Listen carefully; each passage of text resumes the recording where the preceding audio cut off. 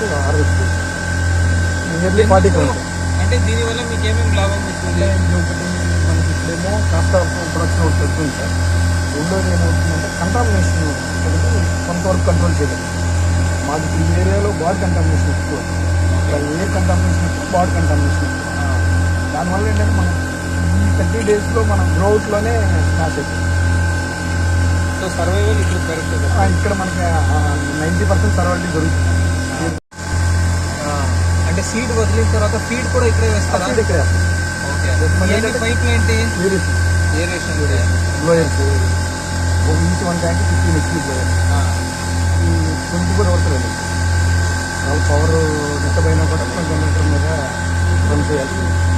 ఎందుకంటే మనకి ఇప్పుడు per litre 5 to 6 real. So ఇప్పుడు మీకు అంటే ఇట్లా 30 డేస్ చేస్తే అక్కడ మళ్ళీ షిఫ్ట్ ఇక్కడ 24 days DOC నుంచి 30 DOC లోపు షిఫ్ట్ చేస్తాం గ్రోత్.